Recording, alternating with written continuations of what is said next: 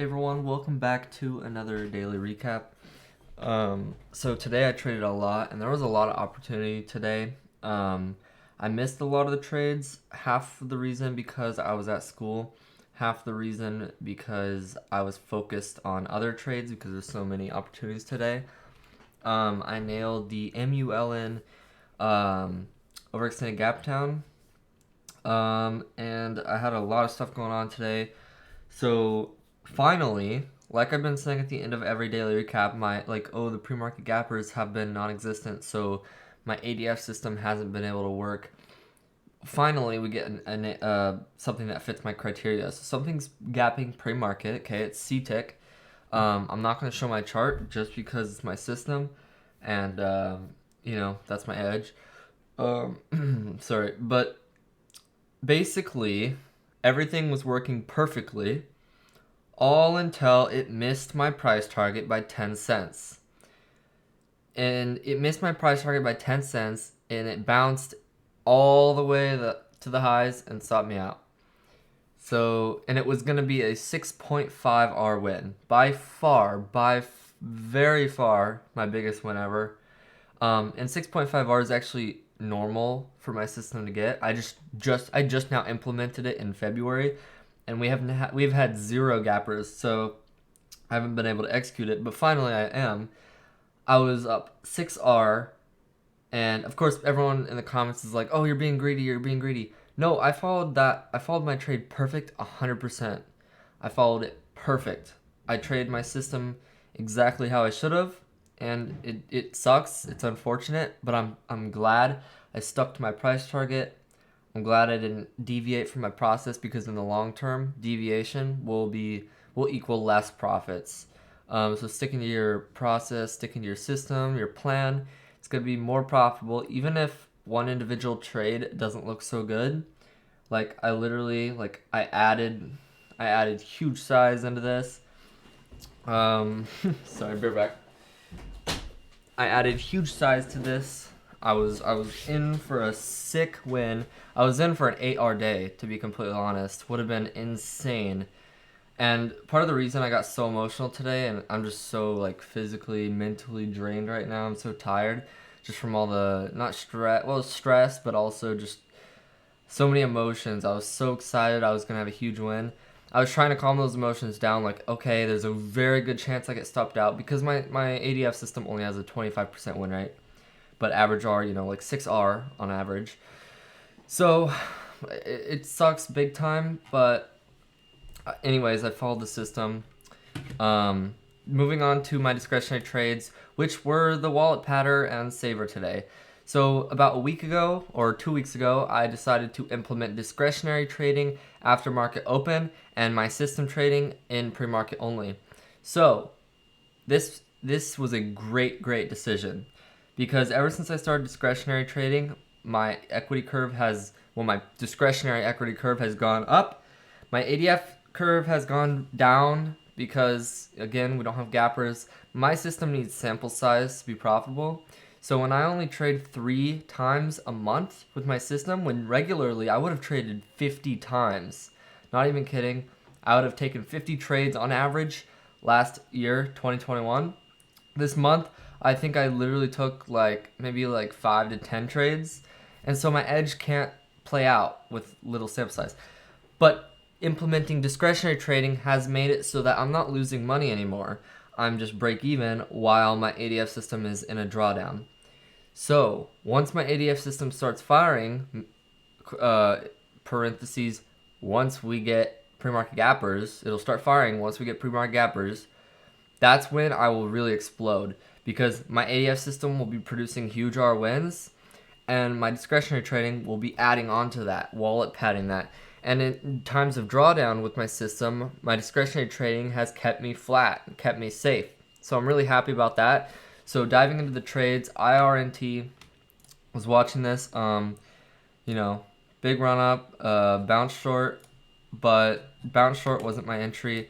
It was the failed breakout. So when we pushed big, I drew my line instantly right here. We rejected. I shorted into the push over with a stop at 551, the $0.50 mark. $1 mark. And then once it cracked, I didn't like the volume. There was no huge volume that indicated it was done. So that was the sign to wait. But I did get full size here. I kept my stop because this is just a starter. This is full size. So we pushed up here. I had to leave for school right here. So I moved my stop down here. You know, I should have added 1R risk. Man, that's my biggest problem. I'm never risking 1R, and that's why my risk reward sucks. This trade, all in all, was 1R. It was a 1R win. Once I moved my stop down, I was not risking 1R. I was risking like half an R. So I should have slammed in bigger. But to be completely honest, I thought like 80% chance I was gonna get stopped out. When I got to school and pulled up my phone, I was like, wow, this thing actually worked. Now here, my school starts at this time, 8 a.m. Pacific. I had to take a test for an hour. So, and then it looked like it was reversing, like we had this huge high volume candle wash. We're on a key support, multiple reverse stuff moves. So I just covered out. I was like, this is good. My original price target was, it was like 480, 485. So I was like, you know what? I'm just going to cover out because I have to go take a test and I can't have my phone out. I can't have my laptop out. Now, this is super unfortunate. I definitely would have covered on this wash, so I wouldn't have gotten this extra move. But it does suck. But it is what it is. It was a great trade nonetheless. Like, this is a good trade. Like, good mean reversion trade. I do wish I added, but again, I really thought I was getting stopped out. And these mistakes come along with discretionary trading. If I really want to be efficient, I need to implement a system in these, and I probably will. I'm going to be implementing a system for failed breakouts and several other setups, just to keep the emotions out of it and keep my profits consistent and not, again, emotional. Now, ATXI. This one I missed at school. So in the morning, let me zoom out. This is the actual chart. So big chart. In the morning, I was watching this push about right here. And this kind of set morning range. So I let it push over. I liked the volume. I got an entry, risking just over the highs. This was 0.3R risk. So it's just starter size. And then I took a cut. No problem. It was starter size. A lot of the time these things work very well. We were going into key resistance areas. So I like this trade a lot. Now again, I was at school, so I missed the A+ clear out. This was beautiful. A lot of my friends nailed it. This is like a lot of emotions were going through my head today because I missed a few trades just because of school. Good thing I'm done with school in three months, so I'll be able to focus on trading. I'll be able to nail the ones that happen while I'm at school. But yeah, would have got started into here. I would have added probably full size here, and if I didn't, I definitely would have got the starter. I know that for sure. I hope I would have added full size into somewhere around here. And then, I don't know where I would have covered, probably 90s. But I need to be holding lower. To be honest, I'm going to be implementing my systems cover targets for my discretionary trades that fit kind of an ADF criteria. So outer support way down here would be nice. But I'm also going to do a lot of back testing to see the best method for exit. So this small cut was beautiful because it showed, so my average loser today, I took a 1R loss in my system, but discretionary trading, 0.3R. 0.3R loss, my other ones were 1R, so 3-to-1 risk reward, if you think of it like that. Now, MULN, this is the best trade of the day. Even though, wow, there was no bid on this stock. But I got a solid piece of the move. It was not a first red day, but kind of like I don't know if this is the right term, but overextended gap down. Huge day one move. And no, it wasn't. No. It wasn't an overextended gap down. It gapped up, but then it failed. So, a lot of longs are trapped. And I was looking for a green to red move on this. So once it had that green to red move, I didn't get in too early. I waited for it. I was just being patient pre-market, and I was also focused on CTIC. But I slammed in near market open. My stop was above this 190 line, or my stop was 190. It was above these resistances, also above VWAP. So that's kind of like what I look for there. It did try to trap, but of course I have that nice, this is starter size, so I have that nice wide stop. And then once we move, once we set this level and then we fail again with this massive stuff with huge volume, I adjust my stop to 180. So my stop was 180. I slammed in full size here, 1R risk, and then I covered into the wash, or not the wash. I mean, if you look at the whole move, yeah, it's a wash. But at the time, like, I mean, come on, like that's a pretty, like that's what it looked like. I mean, I would say that's a pretty good. This stuff, what it did after, insane. I think what I need to be doing is holding on a piece for an all-day fade. And also, I don't know about reattacking bounces because this thing didn't even bounce to VWAP once. So probably no reattacks on bounces here, but you know, there might have been room to do some like, I don't know, in here, just kind of like recycling, but I don't want to get sized in too low. But anyways, I think that was an alright trade. 1.3R.